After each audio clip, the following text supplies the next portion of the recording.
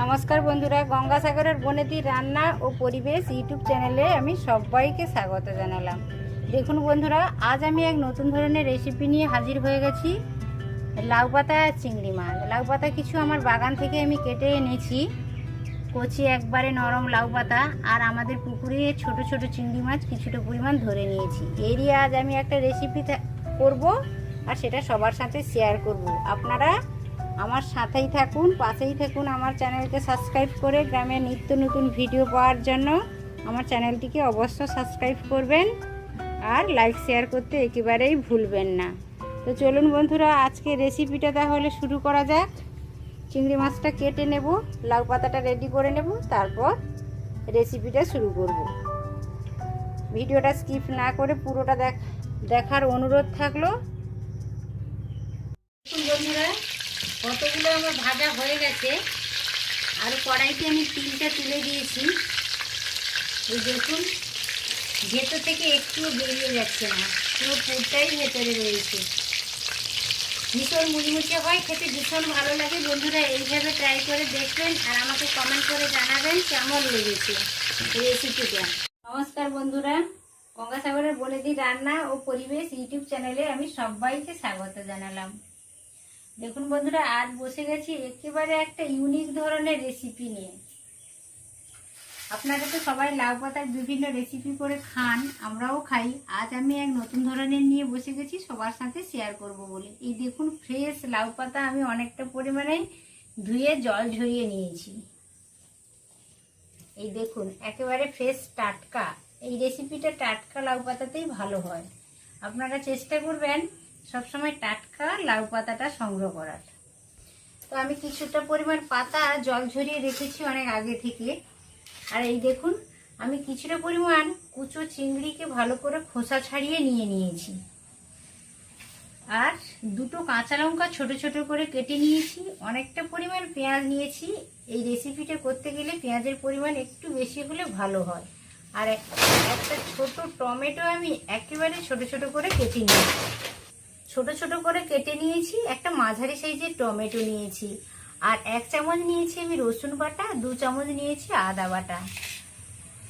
এরপর যে উপাদানগুলো দিয়ে দেব সেটা হচ্ছে লবণ। পরিমাণ মতো আমি লবণ দিয়ে দিলাম। লবণটা দেওয়া হয়ে গেছে, এবার আমি হলুদ দিয়ে দেব।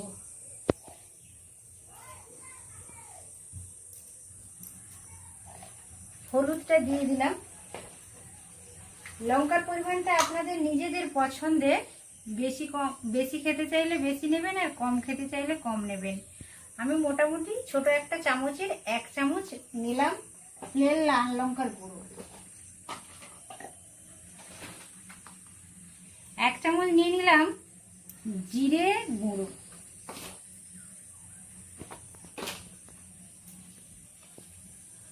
ফুল 1 চামচ নিয়ে নিলাম ধনে গুঁড়ো। তো সমস্ত উপাদান আমার দেওয়া হয়ে গেছে। এখন আমি হাতের সাহায্যে এইগুলোকে ভালো করে মাখিয়ে নেব। এবার যেটা দিতে হবে সেটা হচ্ছে সরষের তেল। সরষের তেলটা আপনাদের আন্দাজ মতো নিতে হবে।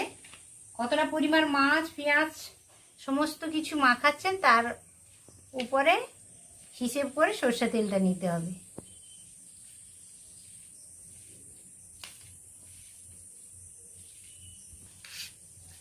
এইটা হাতের সাহায্যে খুব ভালো করে আমি এটাকে মাখিয়ে নিচ্ছি। আজ লাউ পাতা চিংড়ি দিয়ে লাউ পাতার পকোড়া তৈরি করব। এটা খেতে যেমন সুস্বাদু আর খুব কম সহজে তাড়াতাড়ি এটা বানানোও যায়। সব উপাদানগুলো আমি ভালো করে মাখিয়ে নিয়েছি। সমস্ত মশলা, সরষের তেল ভালো করে মাখানো হয়ে গেছে। এটা সরিয়ে রাখলাম কিছু সময়ের জন্য। একটা স্টিলের থালা নিয়ে নিয়েছি। এই স্টিলের থালাতে আমি বড় চা চামচের 2 চামচই দিলাম চালের গুঁড়ো। চালের গুঁড়ো পকোড়াতে ব্যবহার করলে ভালো লাগে খেতে, ক্রিসপি হয় এবং মুচমুচে হয় ভালো, ওই জন্য।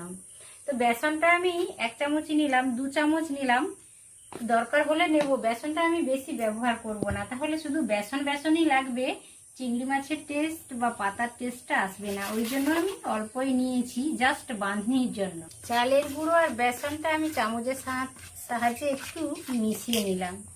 এরপরে হচ্ছে আমি লবণ দিয়ে দিচ্ছি।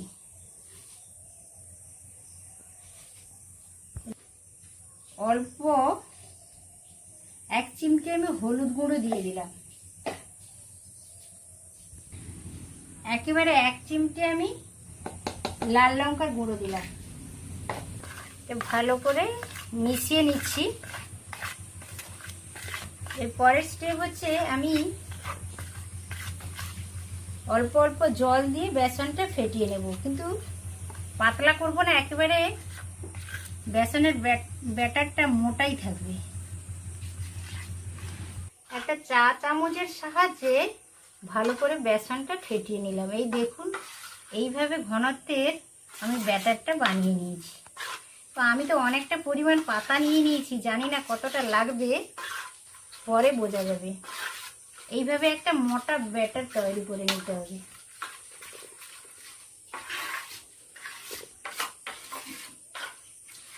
এটা খেতে কিন্তু দুরন্ত লাগে বন্ধুরা, একবার হলেও এইভাবে ট্রাই করে দেখবেন। আর ভিডিওর শুরু থেকে শেষ পর্যন্ত দেখার অনুরোধ করলাম। চিংড়ি মাছ ভালো করে মাখানো হয়ে গেছে, পাতাগুলো আমি আপনাদের দেখিয়ে দিয়েছি, আর বেসনের ব্যাটার রেডি হয়ে গেছে। আর অল্প আমি ধনেপাতাও ছোট ছোট করে কেটে নিয়েছি। এবার উনানে একটা কড়াই বসিয়ে দিয়েছি আর জালও লাগিয়ে দিয়েছি ভালোভাবে। তো কড়াইটা গরম হয়ে গেছে। এই পর্যায়ে আমি সরষা তেল 2 চা চামচ মতো দিয়ে দিলাম, কারণ আমি চিংড়ি মাছ মাখানোর সময় অনেকটা তেল ব্যবহার করেছি, ওই জন্য এখন আর বেশি তেল আমি দেব না। খুন্তির সাহায্যে তেলটা ভালোভাবে গরম হয়ে গেছে, খুন্তির সাহায্যে কড়াই চতুর্দিকে আমি তেলটা স্প্রেড করে নিলাম। চিংড়ি মাছটা কড়াইতে দিয়ে দিলাম, মাখানো চিংড়ি মাছ।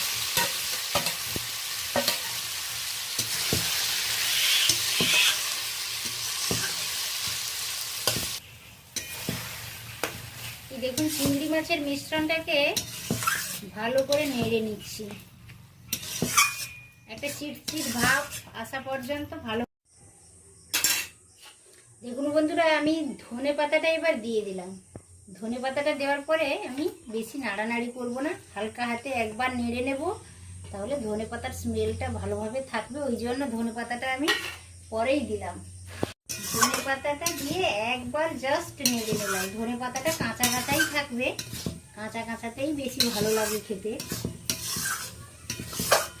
দেখুন বন্ধুরা, আমি এই লাউ পাতাটা নিয়েছি, পুরো গোটা লাউ পাতাগুলোতেই আমি এটা রেডি করব। তো পাতার উল্টো দিকটাতে আমি এইভাবে রেখে দিলাম। এবার চিংড়ি মাছের পুরটা আমি জাস্ট এইখানে দিয়ে দেবো। যদি বড় পাতা হয় একটু বেশি পরিমাণে দেবেন, আর ছোট পাতা হলে একটু কম দিলেও হবে। তবে আমি হালকা হালকা করে মুড়ে নেব। এই ডাঁটাটা থাকবে, ডাঁটাটা থাকলে দেখতেও ভালো লাগে, খেতেও ভালো লাগে চিবি। এইভাবে মুড়ে নিয়েছি।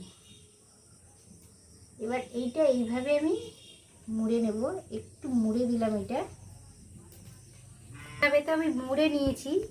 এবার আমি সুতোটা দিয়ে এইভাবে একটু পেঁচিয়ে নেব, জাস্ট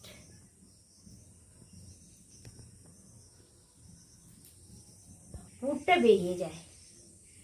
এইভাবে আরও একটা আমি আপনাদের দেখিয়ে দিচ্ছি। পুরটা এইভাবে নিয়ে নিলাম। এটা মাঝারি একটা পাতা নিয়েছি। পুর বেশি নেওয়ার দরকার নেই, তাহলে বেরিয়ে যাবে। এইভাবে মুড়ে নিতে হবে, হালকা হালকা করে এইভাবে মুড়ে এই দিকটা একটু এই দিকে ভেতরে ঢুকিয়ে দিতে হবে। এই দেখুন, এবার এইভাবে মুড়ে নিতে হবে। এইভাবে সাইজ হবে, খেতেও ভালো লাগে, দেখতেও ভীষণ ভালো লাগে। এই দেখুন বন্ধুরা, এইভাবে সবগুলো তো আমি বাঁধা হয়ে গেছে। এবার আমি এক এক করে এইভাবে একটু বেসনে এদিক ওদিক করে নিয়ে নেব। এইভাবে চামচ সবগুলোকে বেসনের মধ্যে আমি দিয়ে দিচ্ছি এক এক করে।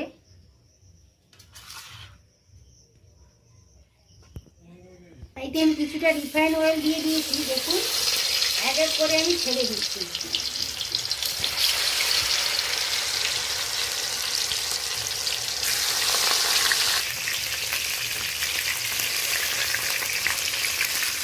সাবধানে এটা নেড়ে নিলাম। এই দেখুন বন্ধুরা একেবারে মুচমুচে হয়ে গেছে। এই পর্যায়ে আমি তুলে নিচ্ছি। তেলটা ঝরে যাক, তারপরে তুলে নেব।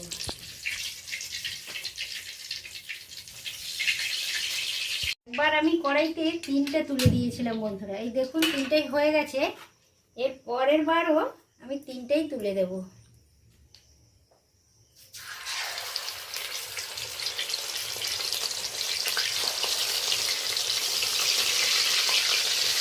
এইভাবে 3টে করে আমি সবগুলোই ভেজে নেব। দেখুন বন্ধুরা কতগুলো আমার ভাজা হয়ে গেছে। আর কড়াইতে আমি 3টে তুলে দিয়েছি। এই দেখুন ভেতর থেকে একটুও বেরিয়ে যাচ্ছে না, পুরো পুরটাই ভেতরে রয়েছে। ভীষণ মুচমুচে হয়, খেতে ভীষণ ভালো লাগে। বন্ধুরা এইভাবে ট্রাই করে দেখবেন আর আমাকে কমেন্ট করে জানাবেন কেমন লেগেছে রেসিপিটা। বন্ধুরা চিংড়ি মাছের পুর দিয়ে লাউ পাতার পকোড়াটা আমার একেবারে কমপ্লিট হয়ে গেছে। এই দেখুন মুচমুচের শব্দটা পাচ্ছেন তো আপনারা? খুব সুন্দর ক্রিসপি হয়েছে, ভীষণ মুচমুচে হয়েছে। এইভাবে আপনারা ট্রাই করবেন। আশা করি ভিডিওটা সকলেরই ভালো লেগেছে। ভিডিওটা যদি ভালো লেগে থাকে অবশ্যই একটি লাইক দেবেন আর পরিচিতদের মধ্যে শেয়ার করবেন আর আমার চ্যানেলটিকে অবশ্য সাবস্ক্রাইব করবেন। আজ তাহলে এই পর্যন্ত। সবাই সুস্থ থাকবেন, ভালো থাকবেন, সবাইকে ভালো রাখবেন। নমস্কার।